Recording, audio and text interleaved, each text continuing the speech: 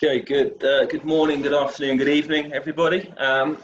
Thank you for joining us today for the third virtual environmental ergonomics seminar. The first two, hopefully you enjoyed those, and if you didn't, you can see those on YouTube. We've got a number coming up, so just a little bit of an advert for those sessions coming up this month or next month. We've got a session on thermal sensors and integration on the 7th of May. 14th of May, we have an occupational physiology focusing on firefighter physiology. 21st of May, pollution. And then the 28th of May, we have our first Olympian. We have Trent and Evan coming in from the Canadian Olympic group, talking about altitude training and how they incorporate that in their preparation. All of these sessions take place at 4 p.m. UK time, with the exception of the 14th of May. That one will be taking place at 9 a.m. UK time to allow for the Australian audience. And something that we're going to try and do once every 4 to 6 weeks or so is try to have at least one that's suitable for that time zone. As I mentioned, the videos are videoed and they are online available after the session. So the last 2 weeks you can already see on there. And this will be exactly the same for these talks coming up. So if you can't make any for any particular time, you can obviously tune in on YouTube and then refer back to them in future years, provide them for students and the like. This week, we're sticking with heat, which we talked a bit about last week. This time we're trying to look at it from the other side. So last week we talked about perhaps the negative impacts that heat can have on human performance and function. This time we're trying to sort of spin it around a little bit and see where we might be able to use temperature, primarily heat, as a moderator or as a therapeutic intervention. So we've got three excellent speakers coming up. One talking about it from an animal model, and then two into the human models. You will be able to see the speakers. We can't see you, but please do use the question function if you do have any questions as you go along. We'll try and fielding those. We'll hopefully get some of those questions answered in the talk, but also pose some of those to the speakers at the end of the presentation, and then hopefully at the end if time allows. So hopefully you'll enjoy today. Hopefully you'll tune in for the others as well. But without further ado, I'm going to hand over to Greg to talk to us about the impact that housing temperature can have in a mouse model on adaptations. So I'll stop sharing and pass it over to Greg. Great.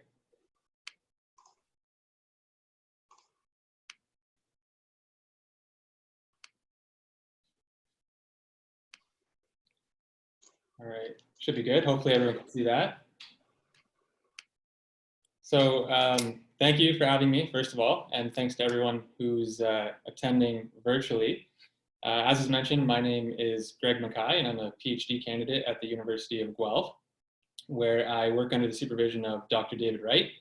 And my research generally focuses on adipose tissue metabolism and non-shivering thermogenesis in the context of energetic stresses like exercise and cold exposure. So while today is on heat therapy, as Chris mentioned, I'm going to focus more on kind of the effects of heat or temperature on adipose tissue metabolism. Oh, can't change the slide there. There we go.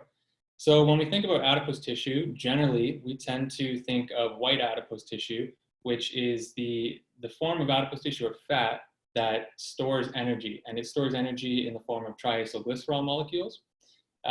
This relatively metabolically inert tissue is kind of characterized by unilocular lipid droplets, as you can see, and it has few mitochondria, at least in comparison to brown adipose tissue. So brown adipose tissue, which is actually only discovered in adult humans in significant quantities about 10 or 11 years ago, it's very metabolically active, and this is mainly due in part to the presence of the thermogenic uncoupling protein 1. And so what happens is UCP1 essentially uncouples oxidative phosphorylation in the mitochondria from the generation of ATP, and this results in the dissipation of the potential energy generated in the proton motive force in the mitochondria. It's dissipated as heat. And so brown adipose tissue expends energy as heat, as opposed to white adipose tissue, which stores energy. Brown adipose tissue is characterized by multilocular, so smaller and numerous lipid droplets, and it has quite an abundant number of mitochondria. Now, there is a process where you can kind of get a hybrid of these two. So white adipose tissue can become more similar to brown adipose tissue in the sense that it can start to express and increase its content of UCP1. And this is referred to as the browning of white adipose tissue. And there's a lot of interest in this topic from a therapeutic standpoint, because if you can start to expend the energy that is stored in white adipose tissue, potentially over time, what this can lead to is increases in weight loss. Now, when we talk about the browning of white adipose tissue in terms of from an exercise standpoint, this here depicts exactly what I just said in this process. And so this figure's from a review paper that I recently published with Dr. Wright. And basically what it's depicting is that exercise and cold exposure, which are sympathetic nervous system stresses, they will increase lipolysis in white adipose tissue, which is going to result in the breakdown of that stored tag, and it's going to release free fatty acids. And so free fatty acid reesterification is increased at the same time as lipolysis, and this is kind of just futile recycling of free fatty acids back into a triacylglycerol molecule. So this process is relatively expensive from a bioenergetic standpoint. And so what this does is it activates the cellular energy sensor, AMPK. And so AMPK then in turn is going to stimulate PGC1 alpha in the nucleus, which upregulates gene expression of thermogenic and oxidative programs. And so when you have increases in these processes over time with exercise or repeated bouts of cold exposure, you're going to lead to increases, this is going to lead to increases in UCP1 protein content, and this is what we refer to as the browning of white adipose tissue. And this is very specific to the subcutaneous white adipose tissue. And if you were to look through the literature, you would find that in the rodent literature, this is very well studied and it's a very reproducible finding. But in the human literature, this is virtually non-existent.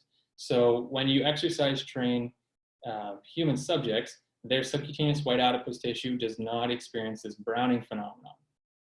So the key difference here, we think, and we'll come to talk about, is the fact or the idea of thermoneutrality or temperature.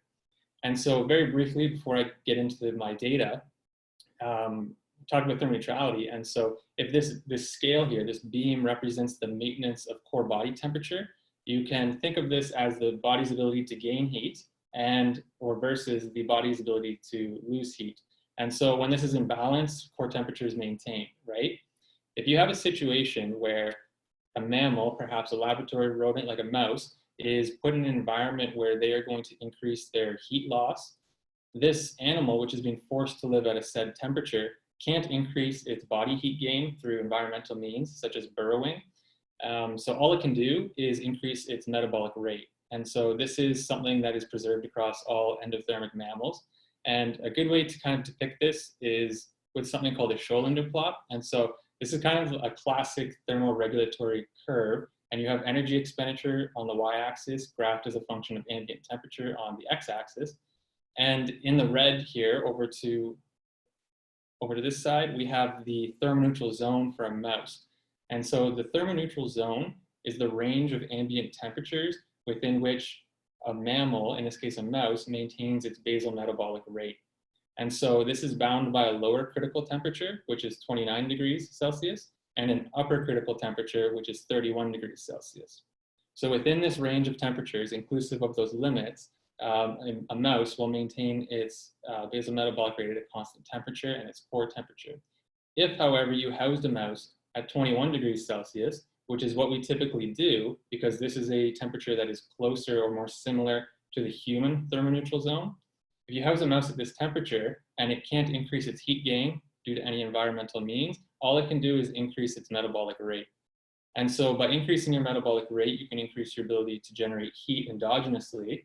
And this results in a new threshold for their basal metabolic rate. So they can now maintain this core body temperature, albeit at the expense of an elevated basal metabolic rate. And so if you look at the literature, what you will actually see is that the metabolism of a mouse housed at room temperature is approximately 50% greater than that of the same mouse housed at thermoneutrality. And so all things considered, what this really tells us is that a mouse that's housed at room temperature is metabolically of a different phenotype than a mouse that is housed at thermoneutrality. And so we kind of thought that perhaps this difference in metabolism of a mouse housed at thermoneutrality versus room temperature could explain maybe these differences that we see in the literature in terms of the responsiveness of rodents to this browning of white adipose tissue with exercise versus this lack of response in the humans. And so this is what led to our study. And so this is published as of 2019 in the Journal of Physiology. This is my first PhD study. And the objective here was relatively simple. It was to determine whether this controversy that I just mentioned between rodents and humans could be explained by the effects of housing temperature on adipose tissue metabolism. And so this was a relatively descriptive study in nature, and we kind of went at it with the hypothesis that housing at thermoneutrality would indeed decrease these markers of browning and mitochondrial biogenesis in these tissues. Now, I should mention that there's an acute component and a chronic component to this study. For the sake of time, I'm just going to address the chronic component. And so this is the study design for that set of experiments. And so quite simply what we did is we took mice and we housed them at either room temperature, 22 degrees Celsius, or at thermoneutrality, 29 degrees Celsius. And we gave them 2 weeks to acclimate or get used to that said temperature. And then what we did was we split them into 2 groups. So the mice either remained sedentary for 6 weeks, or they were given access to a voluntary running wheel. So this is a wheel that's placed in their cage. They can run on it as much as they want, whenever they want, however fast they want. And these mice were given the same 6 weeks to exercise. So voluntary wheel running, VWR, is a model of regular physical activity that you would see in humans. So it's relatively hands-off, and it's a good model of aerobic exercise. So we had essentially 4 groups in total: a sedentary group at each temperature and a voluntary wheel running group at each temperature. They were all fed a low-fat diet, chow diet, and given 6 weeks for the intervention. So we were interested in 3 specific adipose tissue depots. Here's the anatomical locations over here. And so just very briefly, the brown adipose tissue, which I previously mentioned, is the thermogenic depot, and that's found in the interscapular region of the mouse. So this is on the back, and this is across the shoulder blades, if you think of it that way. In the middle is IWAT, which is inguinal white adipose tissue. So this is similar to human subcutaneous white adipose tissue, and this is found kind of in and around the groin region of the mouse. These are all male mice. And lastly, you have EWAT, which stands for epididymal white adipose tissue. This would be similar to visceral white adipose tissue in a human. And so this is kind of a more deep tissue, and it's found in the male in and around the epididymis. So like I said, we gave them 6 weeks. Kind of right off the hop, we were surprised by what we saw. So this here is results of the exercise intervention, right? So we had 2 groups, one at each temperature, running. They were given 6 weeks. You can see that after just 1 week, the mice housed at thermoneutrality in the red there were running significantly farther each day than the mice housed at room temperature. And so this was quite unexpected and a little bit of an issue at first, because had we have let this continue for the entire 6 weeks, we potentially could have had some confounding effects on our data, because there would have been differences in the exercise volume between the 2 groups. So what we decided to do was we sacrificed the mice housed at thermoneutrality during their 5th week of the intervention, essentially giving the mice that were housed at room temperature 1 extra week to make up for this difference. And that's essentially what happened, which is good. And so you can see over to the right that there were no statistically significant differences between the groups in terms of their total time spent running, as well as the total distance that they ran over the course of those 6 weeks. So all things considered, there were no differences in exercise volume between the groups, which was good. However, we were kind of surprised by this and looking for an explanation for what this could be. And if you read the paper, you know that what we did to explain this, or at least attempt to explain this, was measure serum levels of a glucocorticoid hormone known as corticosterone. And so what we found, perhaps not surprisingly, was that corticosterone was increased in the mice housed at room temperature. And when we actually correlated the serum levels of corticosterone with the average running distance, there was an inverse and negative relationship with the room temperature housed mice only. And so what this said was that higher levels of this stress hormone led to less running distance, essentially. And so this was observed with the room temperature mice. However, there was no association with the thermoneutral housed mice, offering at least a little bit of an explanation for this idea that thermal stress plays a role in exercise tolerance. Going forward, this is a lot of descriptive data from this chronic intervention. And I just want to highlight a couple things here really quickly. You can see that there were pretty obvious differences in the food intake, the daily food intake between the groups. So room temperature sed, voluntary wheel running, et cetera, et cetera. And so we see that the mice housed at room temperature have greater food intake than those housed at thermoneutrality.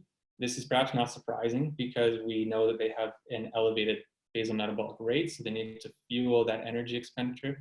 Likewise, you see that the exercised mice at each temperature have greater food intake than those that are sedentary for the same reasons. And body weight gain was increased in the mice housed at room temperature relative to those at thermoneutrality, with effects of exercise to decrease body weight. If you look down a little bit further, we don't have to get into it, but there were beneficial effects of exercise on fasting glucose and some interesting results with insulin. So when we look at these metabolic tests to actually challenge the mouse, so this here is a glucose tolerance test. So in essence, what you're doing here, this is an in vivo, so this is in a live mouse. This is a metabolic test where you give the mouse a bolus of glucose. So we injected it in the intraperitoneal cavity of the mouse. And what this allows you to do is assess, in this case, the mouse's ability to handle a glucose load. So how efficient is this mouse at clearing this load of glucose? And what we see, it's evident with the glucose excursion curve here in the middle, but probably perhaps more apparent with the area under the curve. We see that there are exercise effects and temperature effects. And so specifically, we see that the exercise groups, so room temp voluntary wheel running and thermoneutral voluntary wheel running, those bars are lower than the respective sedentary controls. So that indicates to us that the exercised mice have an improved ability to clear glucose. This is not a surprising finding, but it's good that we were able to see this. We do, however, see that there are effects of temperature such that the thermoneutral housing of the mice, so irrespective of whether it's exercised or sedentary, the tolerance, so these bars are lower in the thermoneutral housed mice. So this suggests to us that the mice housed at thermoneutrality have an improved ability to handle this glucose load. So their glucose tolerance is improved. So that is a novel finding that was perhaps a little surprising, but very interesting. Next, we have what's called an insulin tolerance test. This is very similar in terms of the fact that it's a in vivo metabolic test. This is a test that is kind of a proxy measurement for insulin sensitivity. So what this allows us to do is assess the mouse's ability to essentially dispose of glucose. So you give the mouse a bolus of insulin, and then you track the glucose values over time and see how it responds. And so what we see here again, we see effects of exercise and temperature, but this time we see that there's actually kind of a flip in the direction that this is going. So while exercise still improves insulin tolerance, we actually see that the mice housed at thermoneutrality this time, so these red bars, they're worse off. So they're less tolerant to insulin than the mice housed at room temperature. So it's a little paradoxical that you have improved glucose tolerance, yet you have impaired insulin action in the periphery, which was quite interesting and a little bit hard to explain. But there is perhaps some evidence in some recent papers that suggests some reasons for this. We could get into maybe later. If we actually then look at some tissue-specific data, which is the crux of the paper, we're going to start with brown adipose tissue. So this is that thermogenic depot in the interscapular region of the mouse. We can see here that there are exercise and temperature effects to reduce the mass of this tissue.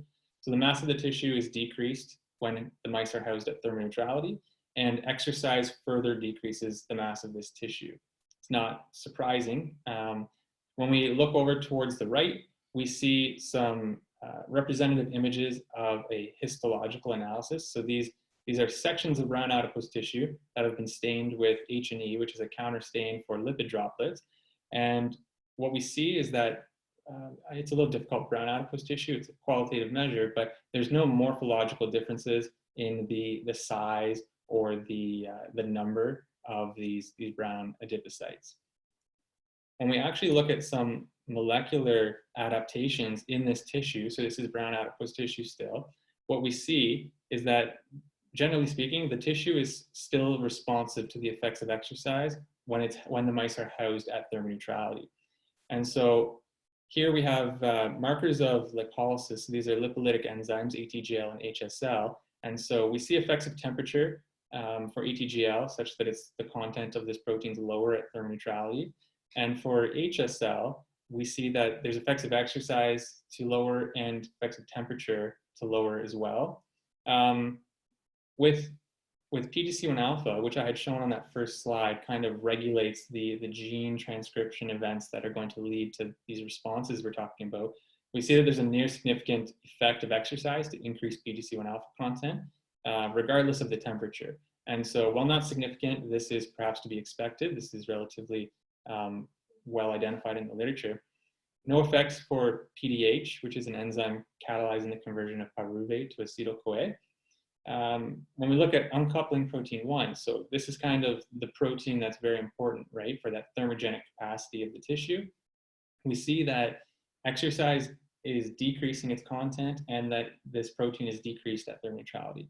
So it's not that surprising that it's decreased at thermoneutrality, which is what we had hypothesized, because you have no real need for the generation of heat when you're living at thermoneutrality because you're not cold stressed.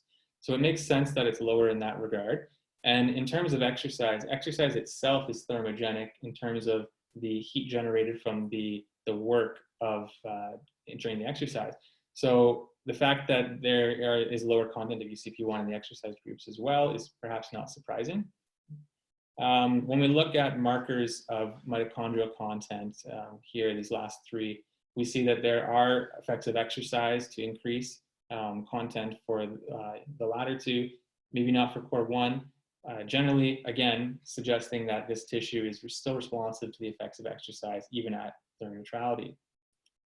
If we then look at EWAT, which is, again, our visceral white adipose tissue depot, this is a tissue that, or a depot rather, of white adipose tissue that doesn't really undergo browning. So in the literature, right, the rodent literature, only subcutaneous white adipose tissue tends to brown, not EWAT.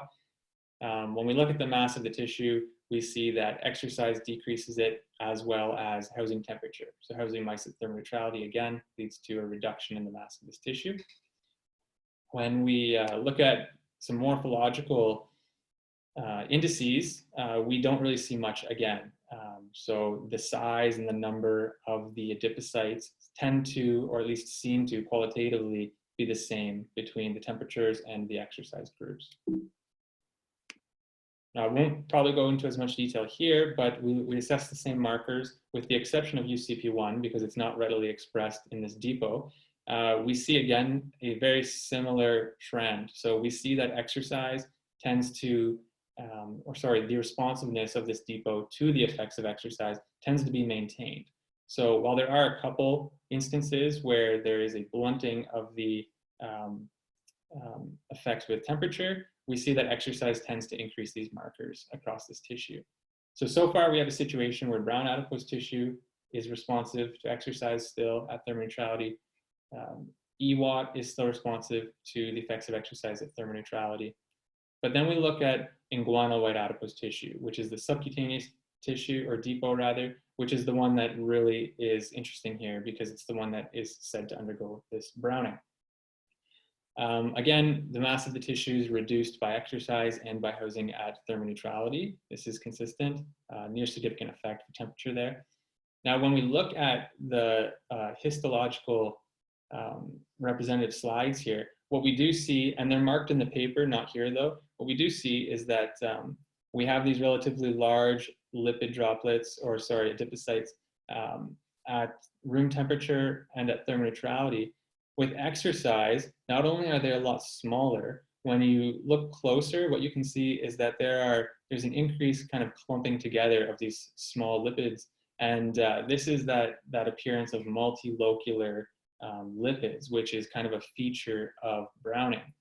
You see this kind of in and around this area in this slide here, a little bit up here. You don't see this at thermoneutrality. Maybe a little bit in some instances, but not nearly as much as you do at room temperature. So the lipids are smaller with exercise, still at thermoneutrality relative to the control, but you don't see this increase in multilocularity, which is a key feature of browning. So that's kind of our first instance that housing at thermoneutrality is abolishing what is this adaptation. When we look at the protein content in this depot, we actually see some very specific effects of temperature. And so again, if we were to look at these lipolytic markers, not much going on in terms of temperature. We see effects of exercise to increase ATGL. PGC1 alpha, as we showed previously and as is shown in the literature, there's effects of exercise to increase the content. And this is both at room temperature and at thermoneutrality. However, you notice that there is a blunted or a dampened increase at thermoneutrality. So relative to the sedentary group, there's an increase with the exercise group, but it's much lower when you house the mouse at thermoneutrality. This effect or this demonstration of an exercise-induced increase that is blunted or kind of dampened at thermoneutrality is consistent for almost every marker that we measured in this tissue. So again, PDH, COR1, and COX4 here, they're all responsive to the effects of exercise, but you see that the magnitude of the response is blunted or is dampened when the mouse is housed at thermoneutrality. And so this explains to us, or this demonstrates to us, that there is a temperature-dependent effect on this exercise-induced phenomenon in this depot. And you're probably wondering, where's the UCP1 protein? Because that is kind of what you need to measure when you're talking about browning. And we had to show it like this, which is a little bit different. So we actually couldn't quantify UCP1 at thermoneutrality. We couldn't pick it up. It was virtually non-existent. And so we had to qualitatively demonstrate it. What you can see here, I'll just walk you through it. We're looking at these bands here. This is from a Western blot analysis, right? And so this is UCP1 protein on this lane here. And what you see is that we couldn't pick it up in the room temp sedentary group or the thermoneutral sedentary or exercise group. So we could only see it in the room temp voluntary glow running group, which was excuse me, was interesting. Collectively, again, though, what this is showing us in this subcutaneous white adipose tissue depot is that exercise is still leading to a beneficial effect. So it is responsive to exercise, but it's much less pronounced when it housed at thermoneutrality. And so what does this tell us, really? Like I just said, this tells us that there are some very clear temperature dependent and white adipose tissue depot specific responses to exercise. So we showed the temperature dependence in the sense that it's blunted or dampened at thermoneutrality, and it's depot specific because you don't see these effects of exercise in the visceral depot, but you do in the subcutaneous depot. All things considered, what this suggests is that this exercise training induced browning of subcutaneous white adipose tissue is actually perhaps not due to exercise, but is more due to the fact that mice are cold stressed. Now, again, I didn't show the acute data, which was also in this study, but it reaffirms these findings. We found things that were in line with this. Also relatively important, I think, is that this data has been reproduced recently by two other independent groups, one with rats and another group with female mice, and they showed the same things, where this browning phenomenon is not apparent in mice that are housed and exercised at thermoneutrality. So what exactly really does this all mean, kind of, if you look at a bigger picture? What this tells us is that this disconnect between the rodent and human literature can be explained, at least in part, by the effects of housing temperature. And so housing mice at thermoneutrality actually reveals adaptations to exercise that are in fact more consistent with the human condition. And so this is in line with the literature and the human models. So we can conclude that thermoneutrality is therefore a better model of the human metabolic phenotype than housing mice at room temperature. This also suggests that the prior translation of research from mouse models that have been exercised has been confounded by ambient housing temperature. And so this is kind of a bold statement, but it is true, especially if you're looking at the effects of exercise on browning or an indice like that. There are massive confounding effects of housing temperature. Going forward, kind of what we advocate in the paper and others have since, we're not the first to suggest this, but housing temperature should be a key consideration in the design of these studies using rodents, especially when you're coming at this from a metabolic standpoint. And now, while we're talking about this from an exercise standpoint, and it has clear effects, which I hope I've demonstrated clearly, there's also effects beyond exercise. And so if you look at literature from kind of a disease model standpoint in rodents, I think I got one more, this concept of thermoneutrality, or trying to better mimic the human condition, is gaining traction. And it's important because rodents are the most widely, or mice rather, are the most widely used animal model in preclinical human work. And so the idea is that you can use these models to translate your results to humans. And you can't do this if you are having confounding effects of your model. And so people are starting to appreciate that studying these mice, specifically their metabolism at thermoneutral conditions, is a better way to mimic human metabolism. It's not saying it's exactly the same, but it's a lot better than it would be at room temperature. That's about it. I just want to thank the organizers for inviting me to talk here, as well, obviously, as my lab mates, my advisor, and the funding for the project as well. Thank you.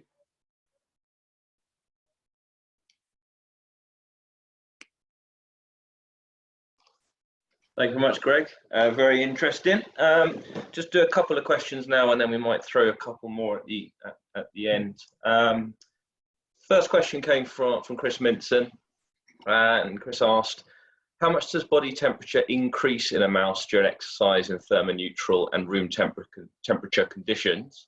And could this repetitive increase in body temperature have any effects on the results that you saw?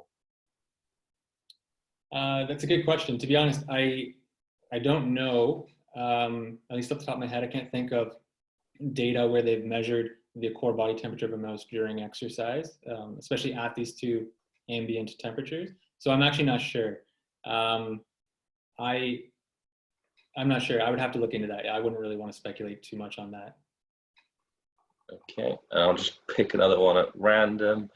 Question from Kevin Decker. He said that you mentioned the thermoneutral zone in the rodent models. What's the comparative, upper and lower temperatures for the thermoneutral zone in humans? Yeah, so in humans, the thermoneutral zone is much lower, and there's a lot of play in the numbers depending on how you do the math.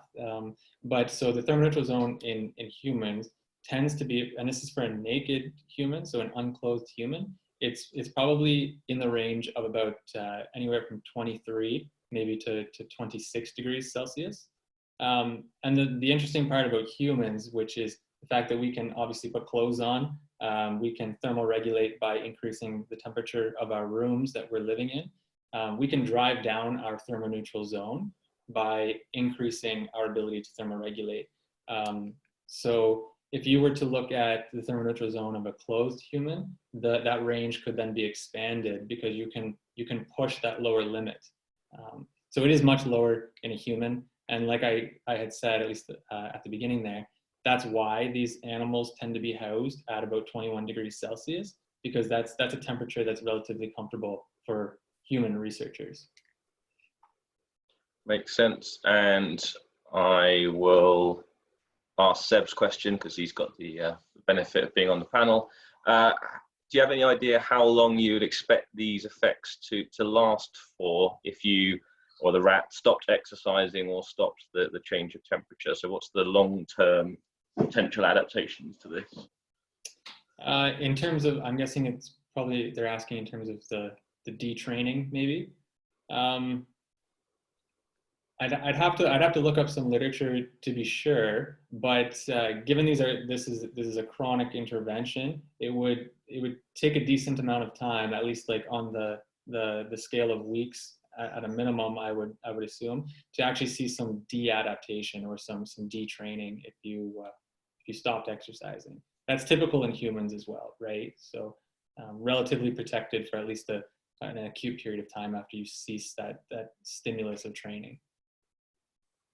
Great, thanks, Greg. The other questions we'll ask Greg to try and type some answers as we go. That's a fantastic start. Now I'm going to pass on. So our next talk will be from Vienna Brunt. Whenever you're ready.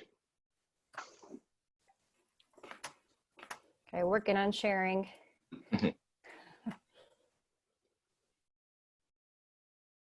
All right, can everyone see okay?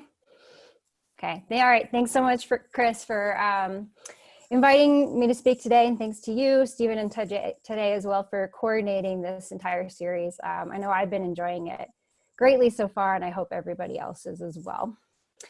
So like Chris said, I'm going to talk about heat therapy and cardiovascular health, and especially the potential to use heat exposure as a therapy to reduce risk of cardiovascular disease. And so the main goal here is to intervene earlier in life such that we can hopefully prevent, reduce, or delay morbidity and mortality associated with cardiovascular diseases, which, as you can see here, remain the leading cause of death in the United States and the developed world. And also on the right side, you can see the various types of cardiovascular diseases that are attributed to deaths. And the majority of them that I've highlighted are related to diseases of the arteries, which is part of why we focused on vascular health. And indeed, vascular dysfunction is a primary contributor or antecedent to the development of clinical cardiovascular diseases. And this dysfunction is characterized by two main things: dysfunction of the endothelium, which is the inner lining of blood vessels, and stiffening of the large elastic arteries, primarily the aorta and carotid arteries. And vascular dysfunction, as well as the development of cardiovascular diseases, is largely driven by two key molecular processes. These are oxidative stress and inflammation, and these two act in a feed-forward manner to reduce bioavailability of the vasoprotective and vasodilatory molecule nitric oxide. And so our thinking in this area is that if we can design and implement interventions that can reduce vascular dysfunction, these might have the largest impact for preventing the later development of cardiovascular diseases as well as other diseases. So unfortunately, at a society level, we do not yet have effective interventions to prevent cardiovascular diseases across the general population. As scientists, and part of what we talked about in this webinar series is that we know that aerobic exercise training and dietary interventions are very powerful for promoting cardiovascular health. But the problem is that there's a large portion of individuals that just won't do it, and even more so that can't do it, either due to physical limitations or a variety of other reasons. And so there's drastic need to develop alternative interventions that may have a higher chance of being adopted by a general population. And that's where heat therapy comes in. So for today, I'm focusing on just passive heat therapy, which has most commonly been done using repeated chronic use of hot baths and saunas, although there's a variety of other modalities that can be used. And regardless of the modality, the goal is to increase body core temperature somewhere in the range of 1 to 1.5 degrees from resting. There are several reasons why we think that these repeated increases in body temperature may potentiate long-term adaptations in cardiovascular health. First, cardiac output and peripheral blood flow are increased in order to route blood flow to the skin for heat dissipation. This increases heart rate, and at least with hot water immersion, also intracardiac pressures. And this actually results in a fairly similar strain on the heart as what you might get with low or moderate intensity exercise. Peripheral vascular resistance is also markedly reduced during heat stress, resulting in reductions in blood pressure. And we think that these repeated and intermittent reductions in blood pressure may potentiate the long-term blood pressure lowering effects. Vascular shear stress is also increased, which refers to the force that the blood exerts on the artery walls. As shown here by Kate Thomas and colleagues, increases in anterograde or forward shear stress with hot water immersion are comparable to, if not greater than, what can be attained with lower body dynamic exercise. And there's a fairly extensive body of literature showing that these intermittent increases in antegrade or forward shear stress induce a variety of beneficial effects on the vasculature, including things like upregulating nitric oxide bioavailability, anti-inflammatory factors, and suppressing oxidative stress. Elevations in body temperature also upregulate heat shock proteins, which is a class of stress-sensitive chaperone proteins that in turn stabilize and upregulate a variety of other proteins that are important for cardiovascular health. And these include proteins that will suppress oxidative stress and inflammation. Lastly, we've investigated the role of circulating factors that are released from other tissues, for example, skeletal muscle, adipose tissue, that are released into the circulation, where they can then come in contact with the vasculature. And to do this, we've used a cell culture model where we exposed endothelial cells in culture to serum that's collected pre-post heat therapy from our human subjects. And we've shown that the heat therapy serum, both with acute one bout of heat stress as well as 8 to 10 weeks of chronic heat therapy, has various effects on these endothelial cells. And this includes upregulating nitric oxide bioavailability and suppressing oxidative stress and inflammation. So that brings us to talking about the long-term effects of on heat therapy, on the cardiovascular system. And wonderfully, there's been a lot of interest in this field in recent years, but until about 6 years ago, there was very little research being done in this space. I want to start with talking about the very first studies that showed us that heat therapy might have cardiovascular benefits. And these were done in animals by Michael Horowitz and colleagues at the Hebrew University in Jerusalem. They used a model in rats where they continuously housed them at 34 degrees Celsius or about 93 Fahrenheit. They then set up this isolated perfused heart model in which they induced ischemia reperfusion in order to simulate a heart attack. And you can see in the control rats, which were housed what they called thermoneutral, but really room temperature to us. So these rats, when they had the simulated heart attack, you can see they had about 25% of the myocardial tissue that became infarcted or died. Whereas on the right side of the graph, the rats that had gone through the 4 weeks of heat acclimation, the continuous housing at 34 degrees Celsius, they were almost entirely protected against the simulated heart attack. And then since these original studies, Dr. Horowitz and colleagues have performed a series of elegant studies to elucidate many of the cellular molecular mechanisms that underlie these protective effects.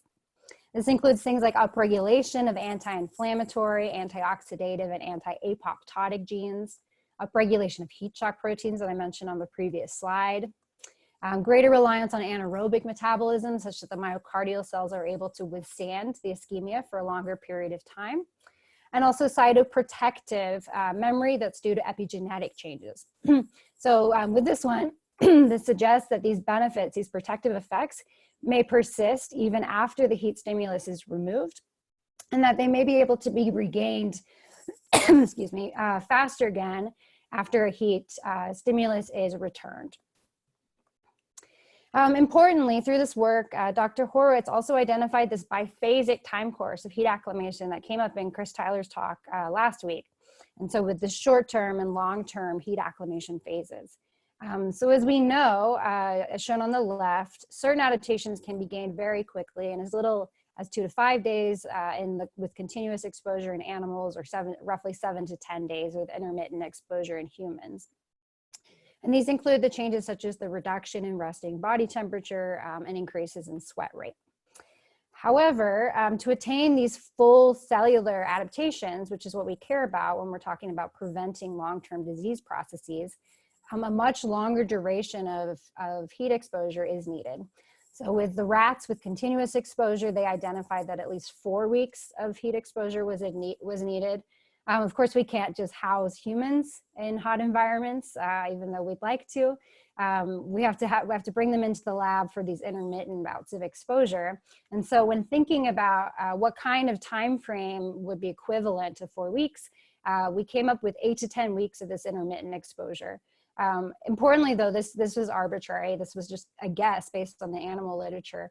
And so it's entirely possible that longer durations of heat therapy are needed to realize the full cellular protective phenotype. Okay, so to move into humans now, one of the most influential studies that's been done in this field to date has been from Jari Laukkanen and colleagues, where they studied over 2,000 middle-aged Finnish men who habitually used sauna, and they followed them for close to 30 years or until time of death.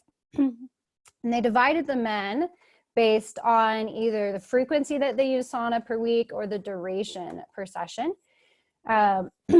And then the men who use sauna the most, either for 4 to 7 times per week in the gray or for more than 19 minutes per session, you can see had a considerably reduced risk of sudden cardiac death, which is shown in the graph, but also cardiovascular related mortality, which was primarily heart attacks, and all-cause mortality. And this I say substantial because you can see this group with the more than 19 minutes of sauna bathing per session had a 48% reduction in risk. And it wasn't even compared to a group that didn't use it at all. It was just compared to light users. So they might be having even greater benefits if we were comparing to a general population. With the same cohort, these authors have also shown benefits in other realms of physiological function and health. And so they showed about a 46% reduction in risk of developing hypertension across the follow-up period, a 65% reduction in risk of developing dementia and Alzheimer's disease, and relevant to the current times, about a 41% reduction in risk of respiratory diseases. So next, I'd like to highlight a series of studies from a cardiology group in Japan that's provided strong evidence that heat therapy not only reduces the risk of cardiovascular diseases, but that it can be used to treat these diseases.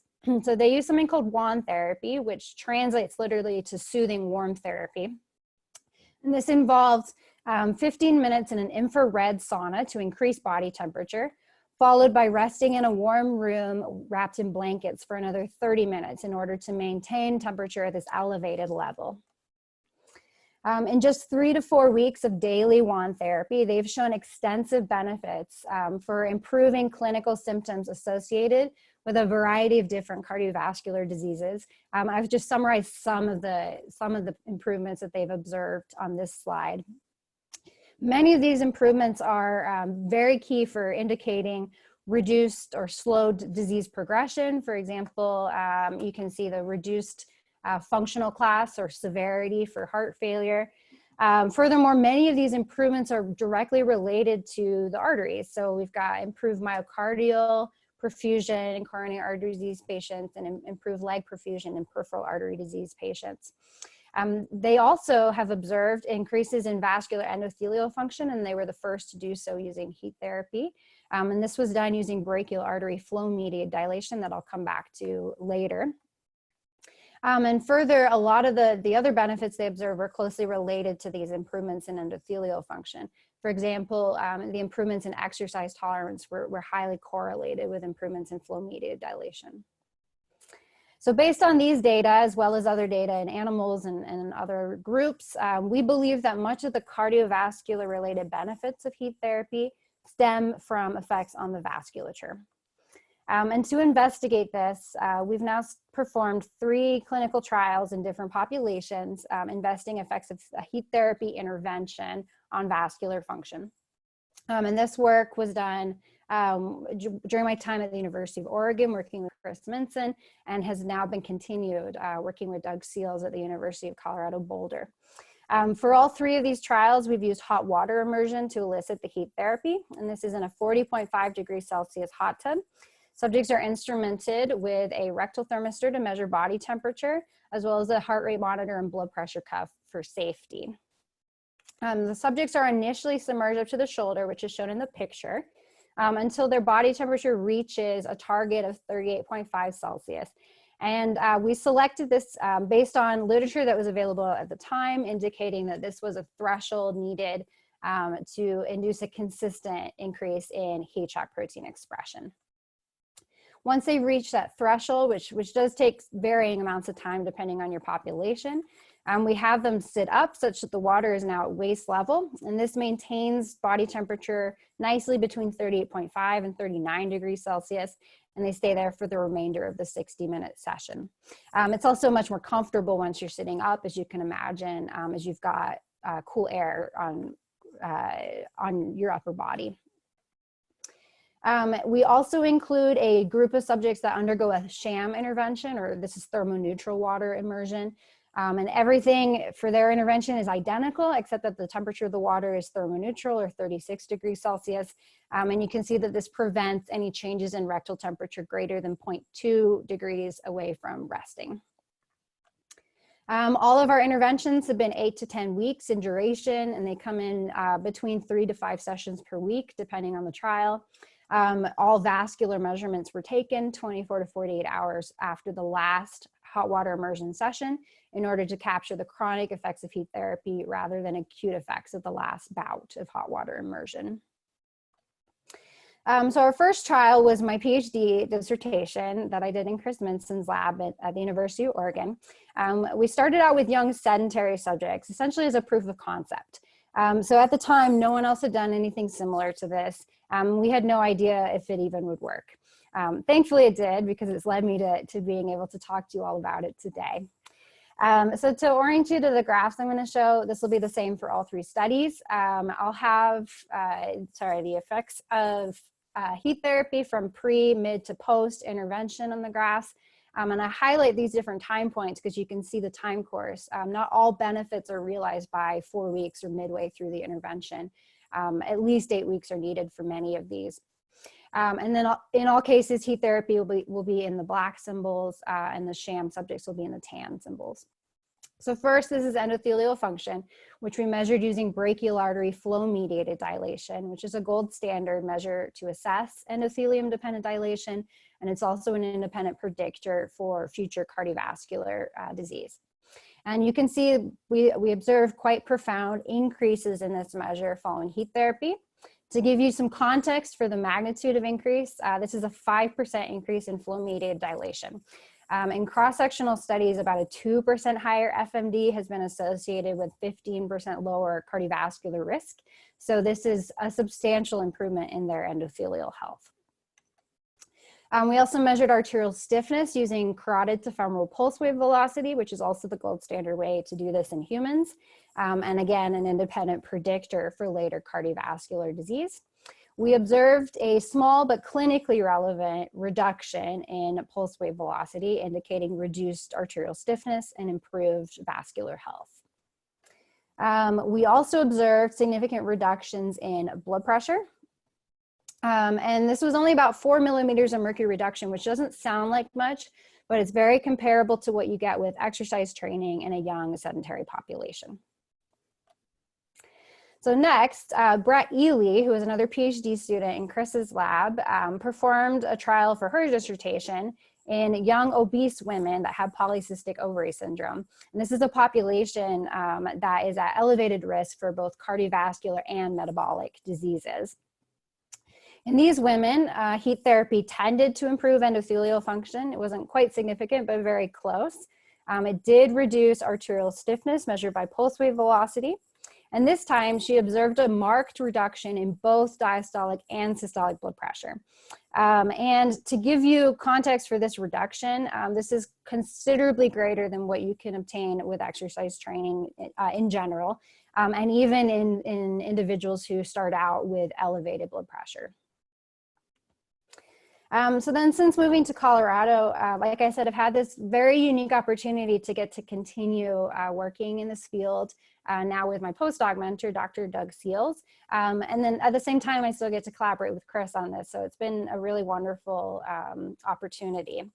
So currently we're the majority of the way through a clinical trial in middle-aged and older adults who all had established vascular dysfunction at baseline. And of course, aging is a key risk factor for the development of cardiovascular diseases. So in these subjects, heat therapy has been improving endothelial function through FMD by about 2%, so in that definitely clinically relevant range. We do see a significant reduction in pulse wave velocity or arterial stiffness, as well as marked reductions in systolic blood pressure. So to summarize the work that we've now done across three populations with varying degrees of cardiovascular risk, we've shown that 8 to 10 weeks of heat therapy induces widespread and robust reductions in vascular function and blood pressure. I don't have a chance to talk about it in this talk, but we've also done studies to look at the mechanisms and have shown that these improvements are mediated by reductions in oxidative stress and improvements in nitric oxide bioavailability, presumably through a combination of upregulation of heat shock proteins, shear stress, and altered circulating factors. And we think that it's these widespread improvements in vascular function, likely in combination with improvements in cardiac function, as shown by the Japanese group, stress resistance, as shown by Mikhail Horowitz's group, as well as a variety of many other factors. All of this in combination is likely what's underlying the robust reductions in cardiovascular disease risk that's been shown with lifelong heat therapy. Before I finish up, though, I do want to talk about some research gaps. So even though this is very promising, what we and others have shown, we're definitely not ready yet to try to implement this into clinical practice. So there's a number of different questions that need to be addressed first before we could hope to translate it in that manner. And so Chris Minson and I recently wrote a review that's for the Journal of Applied Physiology for a highlighted topic. That should be coming out in the next couple of months. And in that, we identified various research gaps and questions that should be addressed by future studies. So first, although there's been a lot of work in this field recently, like I said, the majority has been acute or very short term. There's been very few long-term clinical trials. And these are, of course, very important for determining what the long-term benefits are beyond 8 to 10 weeks, as well as whether people could adopt this practice as part of their lifestyle. In addition, we don't know what modality is best, whether it's sauna, hot tub, something else, and it's very possible that different modalities will be better for different populations. The dose is, of course, important to consider. We have used a very large dose of heat therapy. We get their temperature up very high. It's 60 minutes per session, fairly frequently per week. This is probably a lot more than what's needed, but we don't know how much we can tap that back and still be able to maintain or even receive benefits in the first place. Of course, more work is needed on the mechanisms, especially in humans. Very little has been done in that space. And lastly, the potential interactions. We don't know whether heat therapy would interfere with, say, different drugs or medication supplements that patients might be on, as well as whether there might be overlapping, augmenting, or even interfering effects with exercise training and other healthy lifestyle interventions. Just to do a quick plug, this is our highlighted topic. Chris and I are guest editors for this. We are accepting papers right now, and we'll do up till July 1st. If you have anything that might fit, please send it our way. And then I'd just like to thank everybody that's been involved in this research, both at the University of Oregon and the University of Colorado Boulder, especially Drs. Chris Minson and Doug Seals. And thank you to all of you for listening. I hope you enjoyed it and will enjoy the next talk as well. Thank you very much, Vienna. That was really, really interesting. Couple of questions come through. I think we'll start with a sort of methodological one, I guess. You talked about the Finnish sauna data and obviously you use water immersion. Mm-hmm. Is there anything to suggest that the response would be different if you cause the thermal strain in a different way? So first off, we don't know. That's part of the thing that we need studies that will compare. There are slight differences between them in terms of the cardiovascular hemodynamics. The main thing is related to the hydrostatic pressure. So you're able to maintain blood pressure, maintain stroke volume, have higher intracardiac pressures with hot water immersion compared to sauna. So there might be some differences. That said, our belief is that it's more related to getting your body temperature up, and so long as you're able to do that, however way, we believe at least that you'll get the majority of the benefits. Okay, thank you. That leads very nicely into question from Ollie Gibson about body temperature increase. He's written, how critical is it to increase core body temperature for therapeutic adaptation? I guess there's a question there about how hot is hot as well. And what about local heating and local adaptations? Sure. So once again, I think that these studies definitely need to be done to compare and to see how hot do we need to get. I would imagine it's a gradient. So if you get as hot as we get people, obviously you have very widespread benefits. But there are studies with much lower degrees of heat stress that are still seeing benefits. They might not have the full phenotype that we see, but of course that's still going to be beneficial for cardiovascular health. And so I think like was done with exercise training, we need to do these studies tapping it back both in terms of duration, frequency, and the body temperature that we're getting people to see essentially how little can you do. Like it's 10 minutes of exercise, right? And that has a big benefit. So how little heating can we do and still get these effects? And that might be what's most translatable into the general population.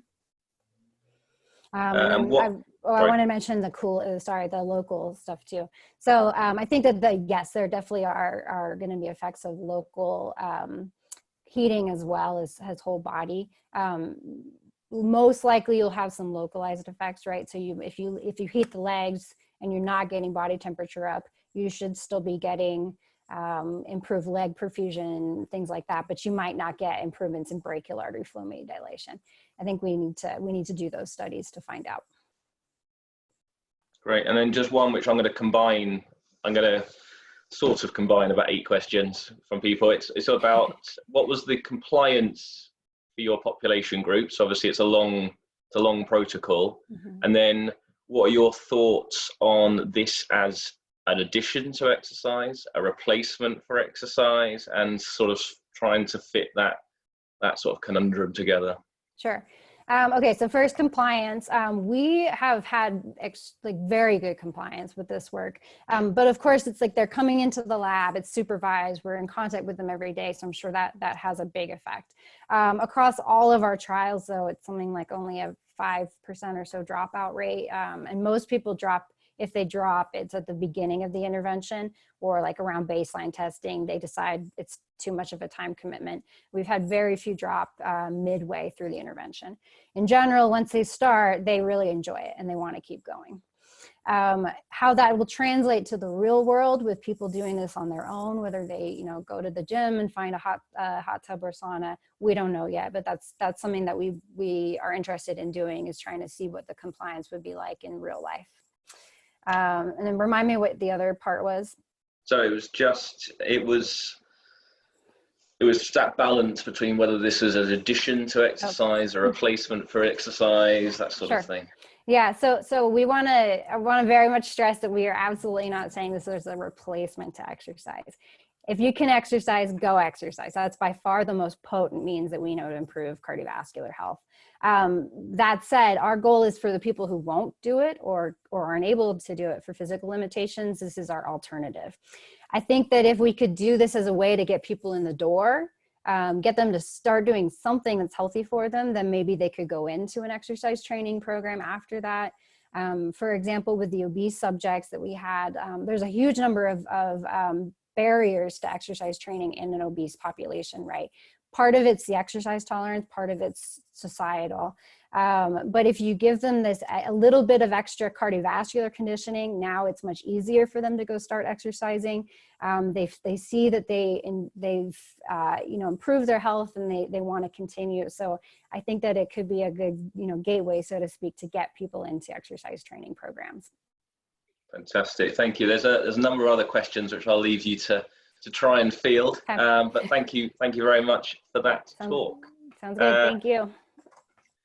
So the last talk today on the similar theme is from Professor Sébastien Racinais. So Seb, when you're ready, if you'd like to share your screen.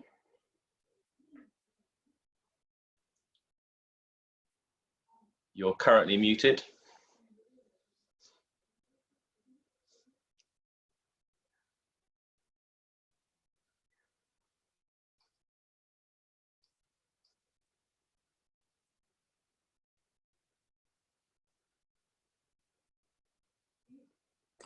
Okay, can you hear me?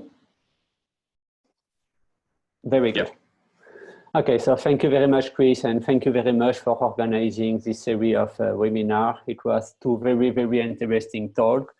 I hope I will stay to the level, but my talk will be a bit different. I will not talk about public health, I will not talk about metabolism, obesity, or cardiovascular problem. I will talk about athletes and how we could use heat therapy in the framework of an injured athlete, specifically for his muscle rehabilitation. So when we work with athletes, most of them have been training for months, for years even, to reach their current level.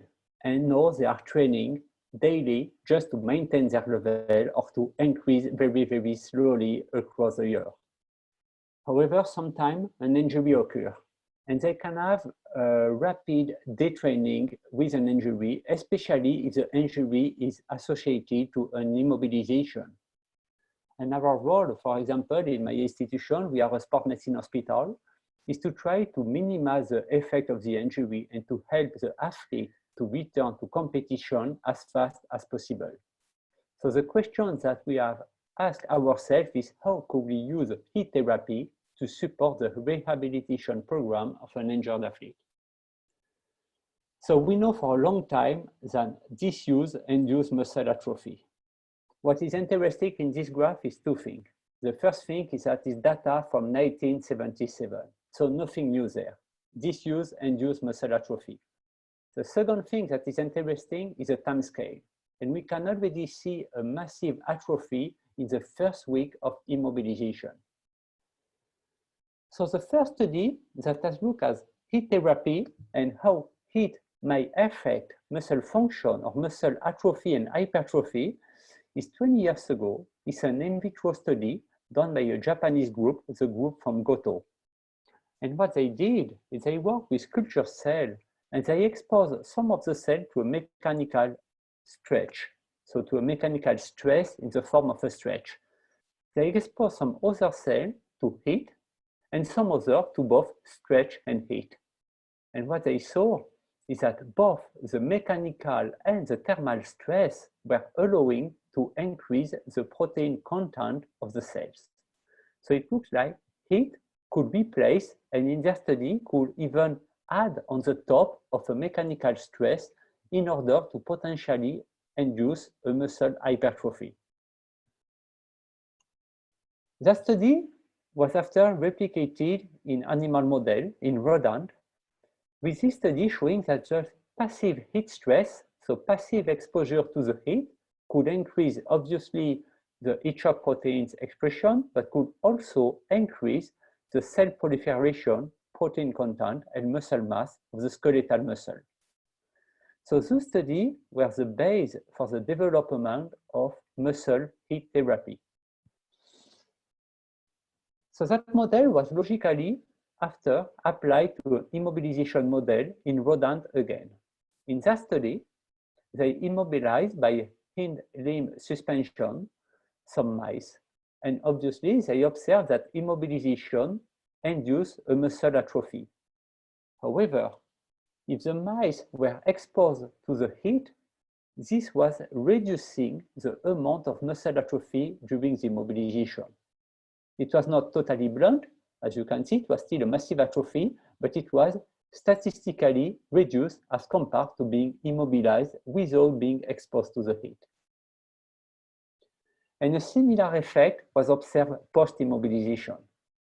In this subsequent study, the same team induced again an immobilization, inducing a muscle atrophy, but after the immobilization, they reload progressively by stopping the immobilization, the hind limb suspension, they reload progressively the muscle. As expected, you observe that a week of reloading is progressively returning the muscle mass to normal. But here again, if you use heat in addition of the reloading, following the immobilization, the muscle hypertrophy, the return to normal, is faster than if you do a reloading without heat. So it seems that heat can partly protect from atrophy during immobilization and can partly promote a return to normal during the return to sport, or in animal, at least the reloading. So in the interest of time, because I have to limit myself to 20 minutes, I will not go into the detail of the pathway, but you get here a very quick summary about what we have determined from those in vitro and animal studies. So roughly, muscle mass depends on the balance between the hypertrophy and the atrophy pathway. And it seems that heat can both activate the muscle hypertrophy pathway, mainly the mTOR pathway, but can also inhibit the muscle atrophy pathway, mainly the FOXO pathway.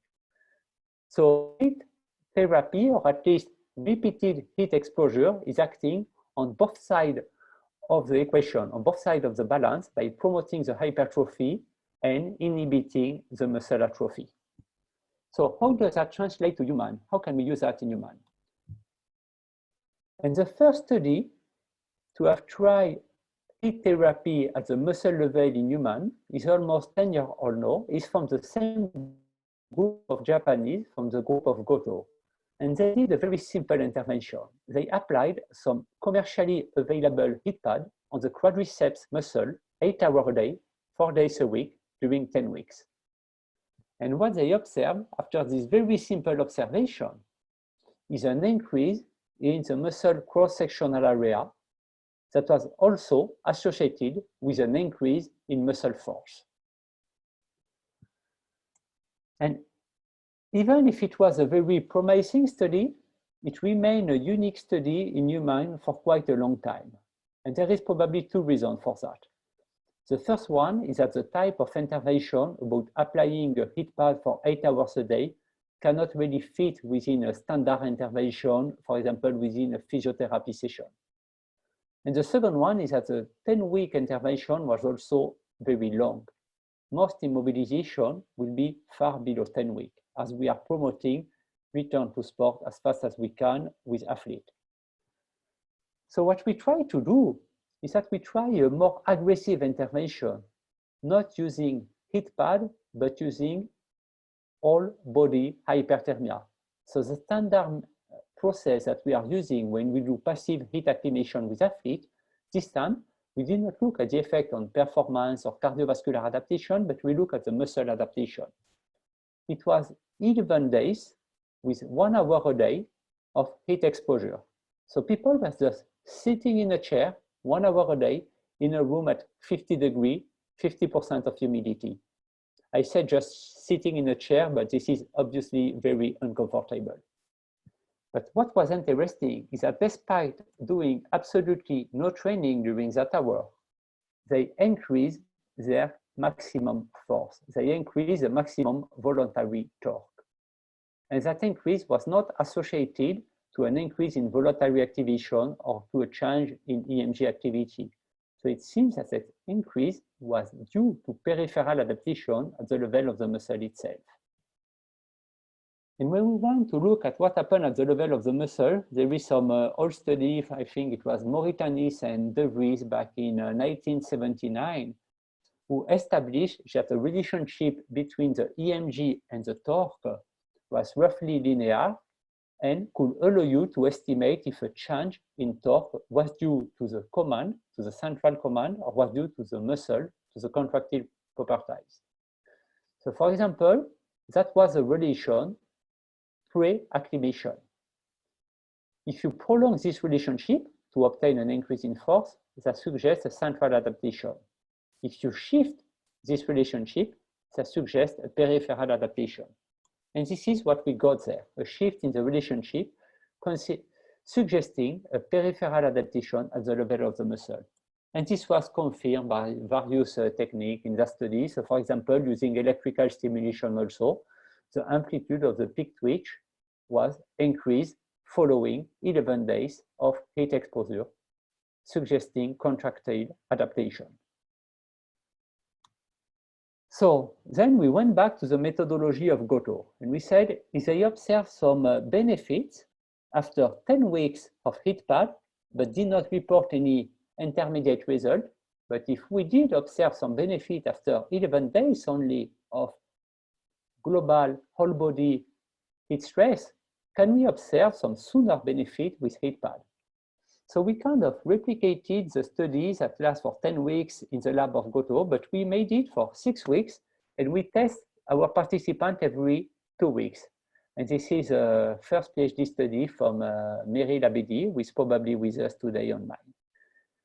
So by testing the participant every 2 weeks, we were expecting to describe the kinetic of adaptation and to see if we could use a very simple measure such as heat pad in order to promote muscle hypertrophy or at least muscle contractility in healthy humans. And unfortunately, using the same range of measures that we did in the previous study, this time we did not observe any benefit of this localized heat therapy on muscle function in healthy humans. And there is probably 2 reasons for that. The first one is that while we were doing that study, a very interesting paper got published by the group of Jim Qatar, showing that actually there is also no benefit of applying local heating in terms of muscle hypertrophy and muscle force in person training. So they were applying the heating during the resistance training itself. And what they observed is that actually both the leg with and the without heating increase their muscle mass and increase their muscle torque in the same proportion. And it was no differences between the leg beneficiating of the heating or not being heated. So this is somewhere a good news, because even if that does not add, if that does not top up resistance training, that does not mean it cannot be used in people who cannot be trained. And this was recently confirmed by a nice study published by Hafen last year, where they use an immobilization model with a knee brace. In that study, participants were immobilized for 10 days using a knee brace. And obviously, what you observe, or at least not obviously, but what could be expected, is that following immobilization, you have a decrease in muscle cross-sectional area. And in that study, they also look at the mitochondrial function, and it was a decrease in mitochondrial function without any change in heat shock proteins, as those participants were not subjected to any heat stress. However, another group of participants benefited for 2 hours a day during 10 days of pulse shortwave diathermy, which is a way to induce a local increase in muscle temperature. And in the participants that benefited of this local heat therapy, they observe an increase in the heat shock proteins, but they also observe no alteration in mitochondrial function. And the muscle atrophy, the decrease in muscle cross-sectional area, was also partly reverted, partly blunted by applying local heat stress passively to the muscle being immobilized. The second reason we believe that we did not observe benefit with local heat therapy in active participants, but we could observe those benefits with whole body heat therapy is due to the dose-response relationship. What we did with a study with Mohamed Ersan in our laboratory, that is probably online as well, is that we compare the activation of the atrophy and hypertrophy pathway following either a whole body heat exposure or a localized heat exposure. And what you can see on the video is actually my leg, as I am still a subject and participant to our own experiment. So looking at the result, we saw that actually the whole body heating, 1 hour of whole body heating represented on the left part of each of the graph, and with a red circle, activate several stages, several steps, several pathways of muscle hypertrophy. Whereas 1 hour of local heating using water perfused suits was not activating those pathways. So as Vienna said, we are still learning, and this is probably too early to use that in a rehab setting. But this is something very promising, and there is more and more study going on that. So for example, what you can see here is a study that just was published this year in 2020, where they also observe, as you can see on the bottom left graph, they observe that people benefiting of a heat treatment increase their peak torque, whereas the one not benefiting of the heat treatment did not increase their peak torque. And what is interesting in the study is that they observe an increase in peak torque despite no changes in cross-sectional area.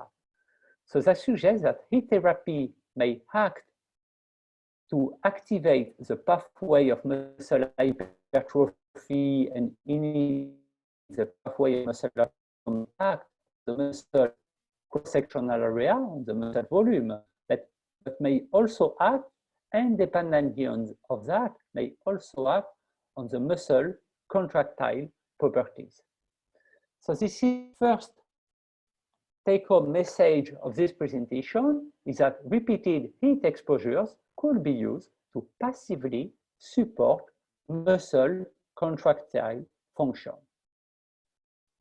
Then the question we ask ourselves is, could we kill two birds with one stone? By supporting muscle contractile function, could we also, at the same time, support the cardiovascular fitness of the athlete to avoid deconditioning during the injury period? So I will not enter into the detail of human body thermoregulation. This has been pretty well covered last week during the previous webinar. But when you exercise, you produce heat at the level of the muscle, and you need to dissipate this heat in the environment, mainly by sweat evaporation when you are in hot ambient conditions at the level of the skin. So we could see the skin as a let's say, the cooling system of the body in the same way that you have a cooling system in front of your car. In front of your car, you also have a cooling liquid that will go through the engine to bring the heat to the fan in order to cool down that liquid before it goes back to the engine. In your body, this is the blood doing that. So when you exercise in the heat, you have a redistribution of your blood flow from the exercising muscle toward the skin. The problem is that all of this blood going towards the skin does not participate in the ventricular refill in the same way that the blood going to the muscle. So as a consequence, when you are in the heat, you generally have a decrease in your stroke volume and an increase in your heart rate for a given cardiac output or for a given exercise intensity. So that means that for a given heart rate, you get a lower exercise intensity. And that, even if this is negative for performance, this can be very interesting in the framework of an injured athlete. Because that means that if you ask your athlete to exercise at a given heart rate or a given percentage of VO2 max, he will exercise at a lower speed, at a lower power output in terms of absolute intensity if he is in hot and humid environment. But the same is valid also for altitude or hypoxia. So that can be very interesting in order for athletes to maintain their relative intensity of training while having a lower absolute intensity of training. And we know that works pretty well, at least in healthy athletes. So for example, what we did here, we trained some elite rugby players, either in the heat or in a temperate ambient condition, with a similar heart rate, so with a similar relative intensity. And as you can see, that the power production was quite lower when you exercise in the heat. That means the mechanical stress on the joint was quite lower when you exercise in the heat. It's quite common to have people who will not be able to push more 120, 130 watts on the pedal during their rehab period. But what is interesting here is that this 130 watt induce actually bigger adaptation than the 160 watt in the control group. So once back to the pitch, the benefit in terms of performance was bigger despite a lower power output when training in the heat. So that will be the second take-home message of this brief presentation, that extreme environmental conditions can also be used to maintain relatively training intensity in injured athletes. So if we try to wrap up and to put everything together, how can we use that in our practice? And once again, this is only preliminary data. There is a lot of things that we need to refine before really implementing that as a standard practice. But at the day of today, we could consider that when we have an athlete following his normal training, facing an injury, he's first going through a period of unloading with either bed rest in case of surgery, then cast, splint, crutches, etc. And he's having a progressive retraining for return to sport before to be discharged. So during the first phase of immobilization, we could consider passive heat stress with two goals. The first one would be to minimize the muscle atrophy and the loss in muscle function. And the second one would be to also minimize the fitness loss. Then, when this athlete is progressively going through some fitness training in order to prepare his return to play, we could consider including some exercise in the heat, some active heat therapy, active training in the heat in his rehabilitation program in order to promote a faster return to his normal fitness. Thank you. Thank you very much, Seb. I guess the question that jumps out immediately to me, and obviously I appreciate this is preliminary data, and it's a common question, is, but if you got any idea of a threshold? So obviously when we talk about increasing temperature, some of your data suggested it needed to be whole body versus localized, but do we have an idea to how much we should be increasing a temperature? That's a very good question, and that's actually one of the questions we are currently trying to answer. So it seems that there is a dose-response relationship, and animal studies suggest that the activation of the hypertrophy pathway and the inhibition of the atrophy pathway is related to HSP expression. So what we need to do is to at least trigger an HSP response. So from the previous presentation, it was suggested that it's necessary to reach a core temperature of 38.5 in order to trigger such response. And that may be the case in active human. In order to have an effect large enough to induce a response in somebody being active, we probably need to go for whole body heat exposure and reaching a temperature of at least 38.5. However, in somebody not having any other stimulus such as somebody immobilized, then it seems that you do not need to reach that threshold, and that local heat therapy can already make a difference in a case of somebody not able to exercise, such as immobilized. Yeah, and with those different interventions, do you know what sort of extent they are capable of increasing temperature? So you saw the work on the packs and the water, as well as the whole air. Do they have a marked difference in how warm they can get an individual? There is a large difference depending about the techniques that you are using. And that's also something that we are currently doing, trying to measure different commercially available techniques in order to determine which one are efficient, which one are not. So for example, we have been trying some commercially available water perfused sleeve recently, and we were very disappointed by their ability to increase muscle temperature. So it looks like if you are using local heating, you still need to increase the muscle temperature to probably around 39 in order to get a response. And not all systems are able to do that. So microwave diathermy is able to do that, to reach a temperature to this level. Heat sleeve is not really able to do that, or you need to maintain it for a longer duration and probably promote some insulation on the top of it. Great, and then the last one, which will keep us bang on time, it's a bit more of a general practical one, but someone's asked, in your opinion, what is the best way of measuring body temperature in the field?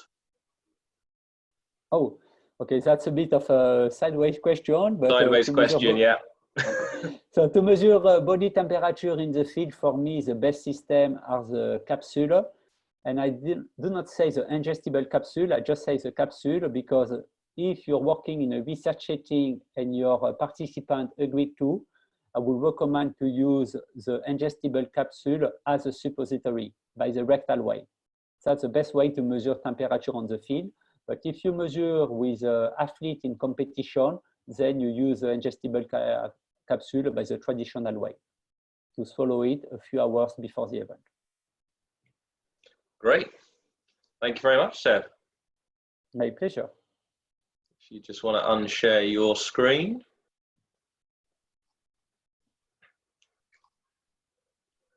Oops. Sorry, I lost the connection. Yeah. There we go. Right, so my turn to share a screen. So thank you very much for the three speakers. Very complimentary, very interesting. Thank you for everyone that has tuned in. Just to highlight what is coming up, you can see that for the next couple of weeks we are staying on the topic of thermal stress and strain before we deviate onto some more environmental extremes in the subsequent weeks. But yeah, once again, thank you to the three speakers. Thank you for everyone for tuning in, and hope to virtually see a number of you in 7 days' time as well. Thank you very much.